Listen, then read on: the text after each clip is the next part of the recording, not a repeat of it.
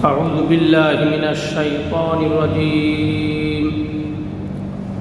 بسم الله الرحمن الرحيم.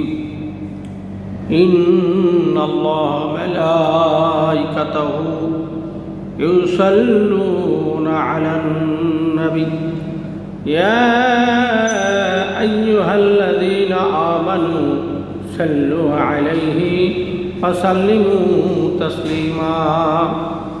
درود إبراهيم সকলে আমরা পড়ি। اللهم صل على محمد وعلى آل محمد كما صليت على إبراهيم وعلى آل إبراهيم إنك حميد مجيد.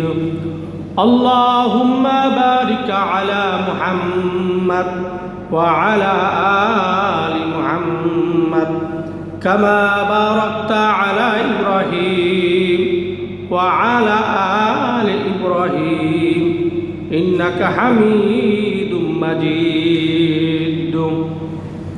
أعوذ بالله من الشيطان الرجيم. بسم الله الرحمن الرحيم. إن كنتم تحبون الله فاتبعوني يحببكم الله ويغفر لكم ذنوبكم والله غفور رحيم. صدق الله مولانا العظيم. মহান আল্লাহ তাআলার দরবারে লাখ কোটি শুকরিয়া, যেই মহান আল্লাহ তাআলা আমাদেরকে সালাতুল জুমার নামাজ আদার উদ্দেশ্যে মহান আল্লাহ তাআলার ঘরে আসার তৌফিক ইনায়েত করেছেন। এতে আমরা খুশি না বেদার? খুশিতে মহান রবের দরবারে শুকরিয়া আদায় করি, সকলে বলি আলহামদুলিল্লাহ। সম্মানিত মুসলিম ভাইরা, আজকে আমরা এমন একটি দিনে আল্লাহ তাআলার এই ঘরে এসেছি, যেই দিনটা গুরুত্বপূর্ণ। আমরা যদি আজকে জুলাই মাসের হিসাব করি, জুলাই মাসের আজকে 24 তারিখ, প্রায় মাসটা শেষ। আমরা যদি বাংলা মাসটা হিসাব করি তাহলে আজকে শ্রাবণ মাসের 9 তারিখ 1433 বঙ্গাব্দ। আমরা যদি আরবি মাস হিসাব করি তাহলে আরবি মাসেরও আজকে সফর মাসের 9 তারিখ এবং 1448 হিজরি। মহান আল্লাহ তাআলার দরবারে শুকরগুজার করছি আজকের এই দিনে যে মহান আল্লাহ তাআলা আমাদেরকে জুমার নামাজের জন্য, তাকে সেজদা দেওয়ার জন্য মহান আল্লাহ আমাদেরকে কবুল করেছেন। এই কারণে আমরা সকলে বলি আলহামদুলিল্লাহ। সম্মানিত মুসলিম ভাইরা, আজকে আমি আপনাদের সামনে বিশ্বনবী মুহাম্মদুর রাসূলুল্লাহ সাল্লাল্লাহু আলাইহি ওয়াসাল্লামের অসংখ্য সাহাবীদের মধ্যে একজন সাহাবীর ঘটনা উপস্থাপন করব ইনশাআল্লাহ। সেই সাহাবীর নাম হচ্ছে হযরতে আব্দুল্লাহ জুল বাজাদাই। কি নাম? হযরতে আব্দুল্লাহ জুল বাজাদাই। তার মূলত নাম ছিল আব্দুল্লাহ। কি নাম? নামটা হলো আব্দুল্লাহ। কিন্তু তিনি যখন নবী করিম সাল্লাল্লাহু আলাইহি ওয়াসাল্লামের কাছে উপস্থিত হয়েছিলেন, তিনি 2 টুকরা কাপড় তার গায়ে ছিল। এক টুকরা চাদর হলো তার গায়ে, আর এক টুকরা চাদর তিনি পরনে। এই 2 টুকরাওয়ালা চাদর ব্যক্তি নবী মুহাম্মদ সাল্লাল্লাহু আলাইহি ওয়াসাল্লামের কাছে যখন উপস্থিত হলেন, আল্লাহ রাসূল তাকে নাম দিলেন আব্দুল্লাহ, সাথে যোগ করে দিলেন জুল বাজাদাই। মানে হচ্ছে 2 টুকরা চাঁদের পর্ণ আলা ব্যক্তি। আল্লাহ রাসূল তাকে এই নামটা দিলেন। রাসূল পাক সাল্লাল্লাহু আলাইহি ওয়াসাল্লামের 630 খ্রিস্টাব্দে একটি অভিযান সংগঠিত হয়েছিল, সেটার নাম হচ্ছে মুতা অভিযান। এই মুতা অভিযানের প্রাক্কালে রাসূলের একজন সাহাবী তার ইসলাম গ্রহণের আগের নাম ছিল আব্দুল উজ্জা। আব্দুল উজ্জা মানে হলো তিনি উজ্জার ইবাদত করতেন, আর ইসলাম গ্রহণের পরে তাকে নাম দেওয়া হলো আবুদুল্লাহ। সুবহানাল্লাহ বলেন। তো একদিন হযরতে আব্দুল উজ্জা, এনার নাম ছিল আব্দুল উজ্জা, নাম হয়ে গেল আব্দুল্লাহ। আল্লাহ তাআলা নাম দিলেন, আল্লাহ রসুল দিলেন। তো উনি ওনার বাড়ির পাশ দিয়ে উটের একটা কাফেলা যাচ্ছিল। তখন তিনি ছোট মানুষ। উটের কাফেলার বিভিন্ন লোক বলা বলি করতেছে যে আরব দেশে একজন লোকের আবির্ভাব হয়েছে, তিনি মুহাম্মদ রাসূলুল্লাহ সাল্লাল্লাহু আলাইহি ওয়াসাল্লাম। তিনি মানুষকে কল্যাণের কথা বলেন, মানুষকে মুক্তির কথা বলেন, মানুষকে ভালো উপদেশ দেয়, এবং তার সংস্পর্শে গেলে খুব খারাপ মানুষটাও ভালো হয়ে যায়। বলেন সুবহানাল্লাহ। তিনি হচ্ছে আর কেউ নয়, আখির জামানার পয়গম্বর নবী মুস্তাফা সাল্লাল্লাহু আলাইহি ওয়াসাল্লাম। এইরকম বিভিন্ন কথাবার্তা তার কানে আসতে লাগলো। দুর্ঘটনাক্রমে এই ছোট্ট বালক তার হঠাৎ করে বাবা মারা যান, বাবা তার মারা যান। তো তখন সে কোথায় থাকবে? এতিম মানুষ ছিল তার চাচার কাছে। কার কাছে ছিল? চাচার কাছে। তো চাচার সাথে অনেক প্রিয় কথাবার্তা বলে, হাল চাষ করে, বাবার যে সম্পত্তি আছে সেইগুলি কিন্তু চাচার আন্ডারেই থাকে। যেহেতু নাবালক অবস্থায় বাবা মারা গেছেন, এই কারণে তিনি তার চাচার কাছেই থাকে। ঘটনাক্রমে একদিন চাচার সাথে গল্প করতেছে, চাচা আপনাকে একটা কথা বলি। বলছে বলো ভাইস্তে, কি বলতে চাও? তখন তিনি জোয়ান হয়ে গেছেন, যুবক মানুষ। বলছে আপনি মুহাম্মদ সাল্লাল্লাহু আলাইহি ওয়াসাল্লাম নাম শুনেছেন? বলছে হ্যাঁ, মুহাম্মদ সাল্লাল্লাহু আলাইহি ওয়াসাল্লাম নাম তো শুনেছি। এই লোকটা সম্পর্কে আপনার ধারণা কেমন? চাচা বলছে যে শুনেছি লোকটা খুব ভালো, তাকে যখন কোনো কিছু দান করা হয় তিনি গ্রহণ করেন না। যখন বলা হয় হুজুর এটা হাদিয়া এসেছি আপনার জন্য, হাদিয়া নিয়ে এনেছি, হাদিয়ার কথা বলা হয়, তিনি সেটা গ্রহণ করেন। তো শুনেছি লোকটা খুব ভালো, লোকটা খুবই ভালো। তা ভাতিজা জিজ্ঞেস করছে, চাচা আপনার কাছে জিজ্ঞেস করলাম, আপনি লোকটার সম্পর্কে ভালো বললেন, লোকও ভালো, সৎ মানুষ, লোকেরা তাকে আলামিন উপাধি দিয়েছে। আলামিন মানে কি? তার কাছে যদি কাফের মুশরিক ইহুদি নাসারা কোনো সম্পদ গচ্ছিত রাখে, যে হে আল্লাহ নবী আমার এই সম্পদটা আপনার কাছে আমানত হিসেবে রাখলাম, আল্লাহর নবী সেই আমানতের খেয়ানত কখনো করেন নাই। সেই সম্পদ তিনি আবার তার কাছে ফিরে দিয়েছেন। এদিকে দিনের বেলায় আবু জাহেলের সাথে ঘুরতেন, কিন্তু সম্পদ রাখতো কার কাছে? নবী মুহাম্মদ সাল্লাল্লাহু আলাইহি ওয়াসাল্লামের কাছে। আবু জাহেলের দল করতেন, কিন্তু আবু জাহেলের বিশ্বাস করতেন না যে পয়সা রাখলাম ওর কাছে পাওয়ার আর আশা করা যাবে না, মেরে দিতে পারে। ভাইরা আমার, চোখ কান খোলা রাখতে হবে। কি আলোচনা করতেছি? দল করতো কার? আবু জাহেলের। কিন্তু সম্পদ যখন গচ্ছিত রাখতো, বাড়ির চাবিটা রাখতো কার কাছে? নবী মুহাম্মদ সাল্লাল্লাহু আলাইহি ওয়াসাল্লামের কাছে। এই জন্য লোকেরা তাকে আলামিন বলতেন। কারণ কি? তিনি বিশ্বাসী, তিনি আমানতের খেয়ানত করেন না। এখন ভাতিজা বলতেছে, চাচা আপনি তো তার সব গুণগুলি বললেন, এখন বলুন তো আপনি কি কালিমা পড়ে মুসলমান হবেন? এই কথা বলার পরে চাচা বলল, ভাতিজা শোনো, তুমি বড় সেনসিটিভ, আমাকে একটা প্রশ্ন করেছ। আমি লোক হিসাবে যদি নাম্বার দেই তাহলে 100-তে 100 মার্ক দিব আমি নবী মুহাম্মদ সাল্লাল্লাহু আলাইহি ওয়াসাল্লামকে। কিন্তু ভাতিজারে শুনে রাখো, কান খুলে, আমি কখনো তার ধর্ম গ্রহণ করে মুসলমান হব না। নাউজুবিল্লাহ বলবেন না? আমি তার বাপ দাদার ধর্ম পরিত্যাগ করে মুসলমান হব না, এই গ্যারান্টি তুমি নিতে পারো? কিন্তু আমি ম্যান হিসাবে, লোক হিসাবে নবী মুহাম্মদ সাল্লাল্লাহু আলাইহি ওয়াসাল্লামের যদি ভালো মানুষ মনে করো, আমার কাছ থেকে সাক্ষী নাও, আমি সাক্ষী দিতে পারি নবীর মতো এত ভালো মানুষ আর দুনিয়ায় নাই।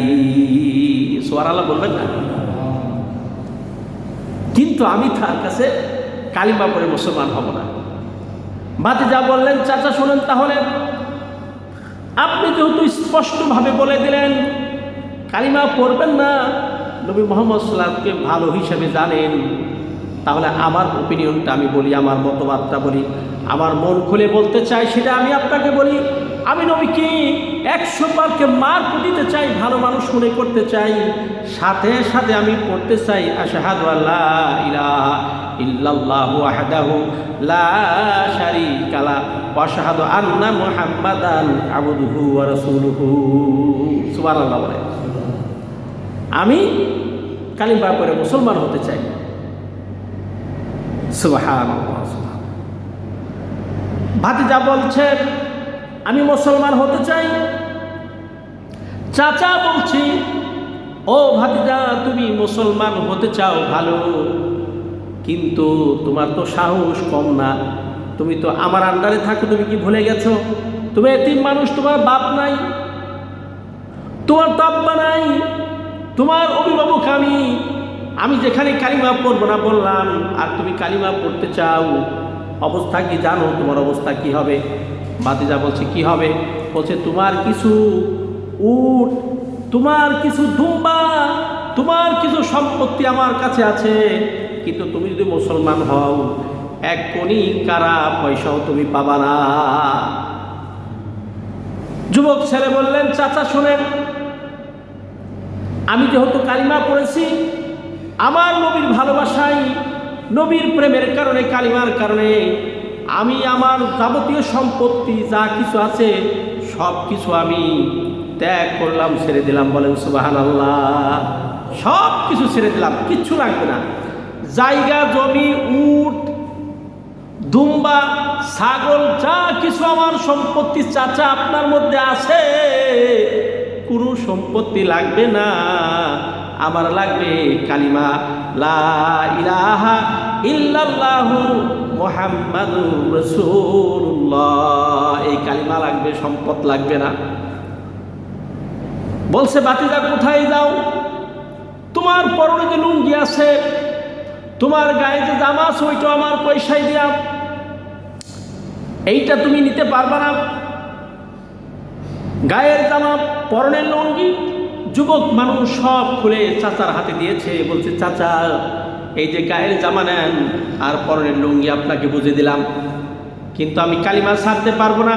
যেই বুঝ, যেই আলো, যেই ভালোবাসা আমার মৃত্যু হৃদায়তের আলো জ্বেলেছে, এই আলো আমি নিবাতে চাই না। আমার লুঙ্গি নেন, এই যে জামা নেন, সব কিছু আমি পরিত্যাগ করলাম, কিন্তু আমি কালিমা পরিত্যাগ করতে পারবো না। আল্লাহু আকবার। কালিমা আমি পরিত্যাগ করতে পারবো না। যুবক মানুষ, গায়ে জামা নাই, পরনে পোশাক নাই, হাঁটতে হাঁটতে মায়ের দরজার সামনে গিয়েছে। মায়ের দরজার সামনে যে নক করেছেন, মা দরজা খুলে দেখে ছেলের অবস্থা খুব খারাপ, গায়ে পোশাক নাই, পরনেও পোশাক নাই। বলছে সন্তান তোমার এই অবস্থা কেমন হলো? বলছে মা কালিমা পড়তে গিয়ে আমার জায়গা জমি সকল সম্পত্তি চলে গেছে, গায়ের পোশাকটাও চলে গেছে, পরনের লুঙ্গিও চলে গেছে, আমার সব কিছু আমার চাচা আমার থেকে কেড়ে নিয়েছে। মা বলছে বাবারে তাহলে আমি কি করতে পারি? ছেলে বলছে মা কিছুই করতে হবে না, তুমি আমাকে একটু হেল্প করো, দেখো তুমি আমাকে একটু কাপড় দিতে পারো কিনা, যে কাপড় পরিধান করে আমি হাঁটতে হাঁটতে বিশ্ব নবীর দরবারে যেতে চাই। সুবহানাল্লাহ বলেন। মা ঘরে খুঁজে খুঁজে হয়রান হয়ে 2 টুকরা কাপড় বের করলেন, চাদর ছিঁড়া, 2 টুকরা কাপড় ছিঁড়া চাদর ছেলের হাতে দিলেন। আব্দুল উজ্জা 1 টুকরা কাপড় পরলেন, আর 1 টুকরা কাপড় গায়ে জড়ালেন। হাঁটুটাও ঠিক মতো ঢাকে না। 1 টুকরা তিনি পরলেন, আর এক টুকরা তিনি গায়ে দিলেন। হাঁটতে হাঁটতে অনেক দূর মদিনার মসজিদে নববীর কাছে দাঁড়িয়েছে রাসূলের সামনে। রাসূল সাল্লাল্লাহু আলাইহি ওয়াসাল্লাম বের হয়েছেন তার হুজরা থেকে নামাজে যাবেন। দেখেন মসজিদের কাছে একটা যুবক দাঁড়ানো, গায়ে তার এক টুকরা ছিঁড়া চাদর, পরনে এক টুকরা ছিঁড়া চাদর। নবীজি জিজ্ঞেস করলেন, ইয়া আইয়ুহা শাবাব, ও যুবক, মা ইসমুকা, তোমার নাম কি? যুবক বলছে, হুজুর আমার নাম আব্দুল উজ্জা। আল্লাহ নবী বললেন, তুমি কোথা থেকে এসেছো? বলছে, হুজুর আমি কালিমা পড়ে মুসলমান হয়েছি, ঈমান এনেছি আল্লাহর উপরে, আপনার উপরে ঈমান এনেছি। এই ঈমান আনার অপরাধে আমার চাচা আমার জায়গা সম্পত্তি যা কিছু ছিল সব কিছু আমার থেকে নিয়ে গিয়েছে। শুধুমাত্র কিছুই আমার পরনের লুঙ্গি, আমার গায়ের জামাটাও কেড়ে নিয়েছে।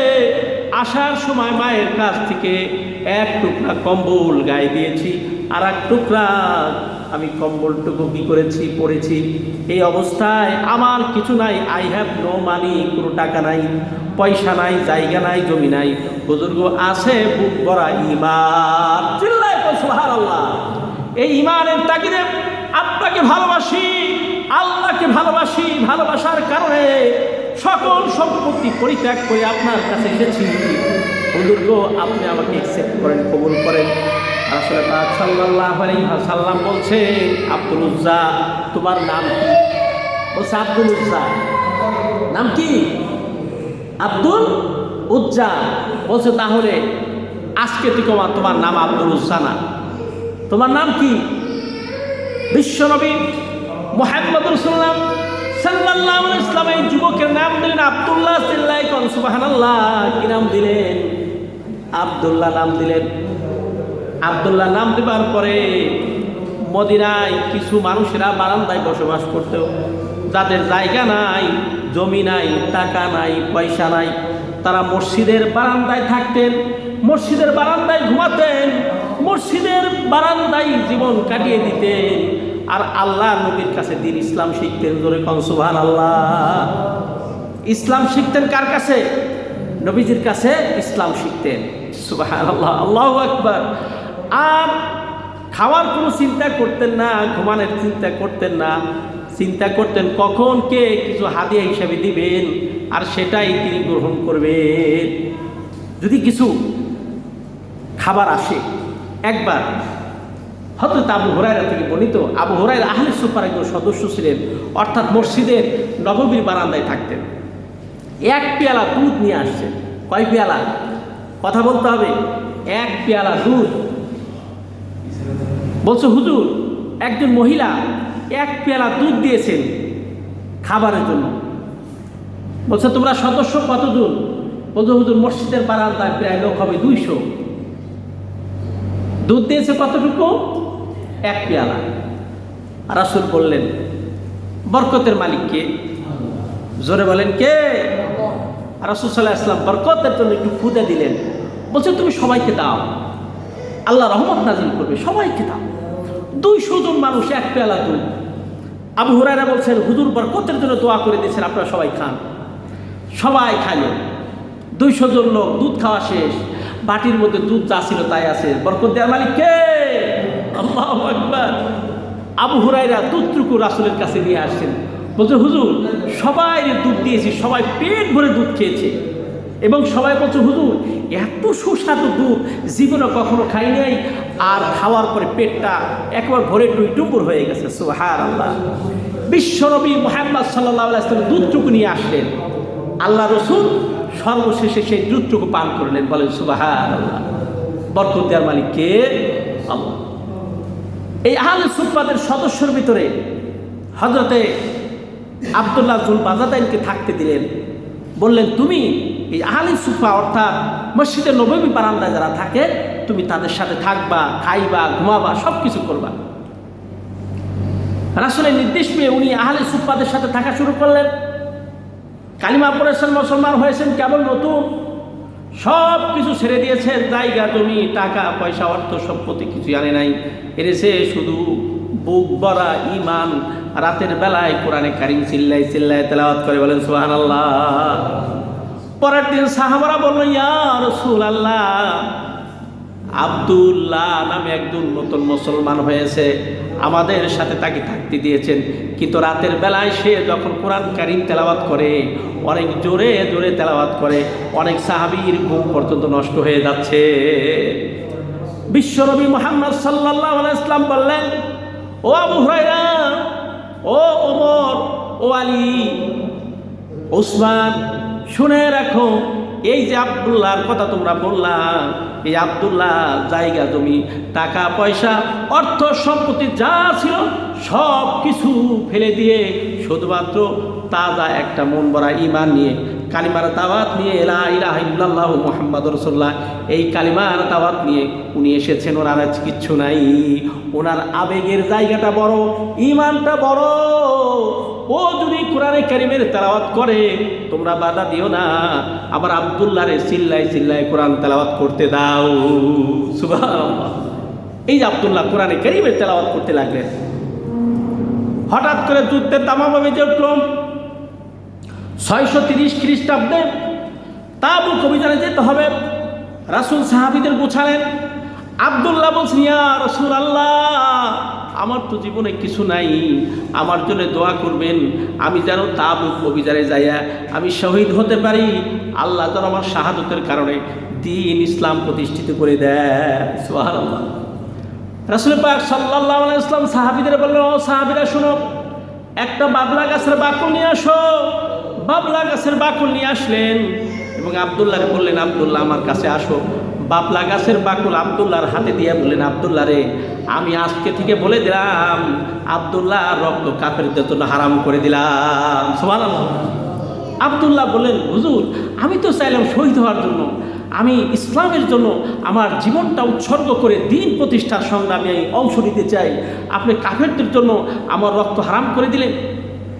নবী মুহাম্মদ সাল্লাল্লাহু আলাইহি ওয়াসাল্লাম বলছে, আব্দুল্লাহ রে শোনো, আমি নবী মুহাম্মদ রাসূলুল্লাহ সাল্লাল্লাহু আলাইহি ওয়াসাল্লাম বলেছি, তুমি যদি যে কারণে পাথরে চাপা মারা যাও, ঘরে জ্বরেও ভুগে মারা যাও, আমি আর রাসূল বললাম, আল্লাহ তোমার শাহাদতের মর্যাদা হিসেবে কবুল করবে।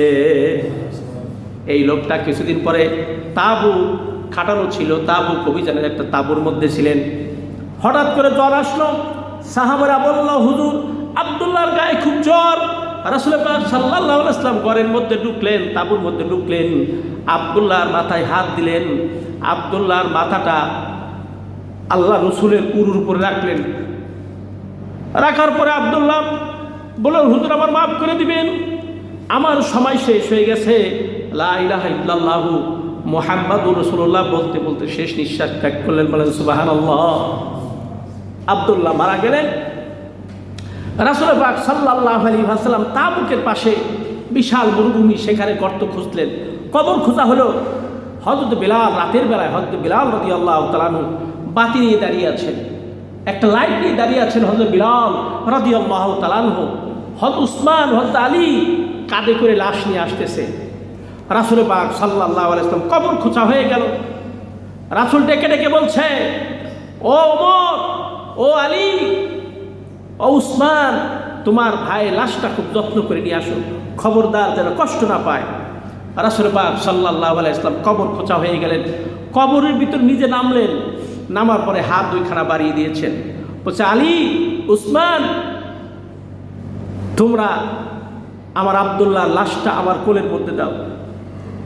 রাসূল পাক সাল্লাল্লাহু আলাইহি ওয়াসাল্লাম কবরের ভিতর দাঁড়িয়ে আব্দুল্লাহ লাশটা গ্রহণ করলেন, কোলের মধ্যে নিলেন, আসমানের দিকে তাকিয়ে চোখের 2 ফোঁটা পানি ফেলে বলছেন, আল্লাহ, হে আরশাদের মালিক, এই যে আব্দুল্লাহ ইসলাম গ্রহণ করতে যায়, তোমার উপর বিশ্বাস করতে যায়, দুনিয়ার কোনো সয় সম্পত্তি কিছুর দিকে তাকাই নাই, আল্লাহ, আমি তোমার রাসূল, আমি সাক্ষী দিচ্ছি, এর মৃত্যুর আগ পর্যন্ত আমি আব্দুল্লাহর উপরে খুশি ছিলাম।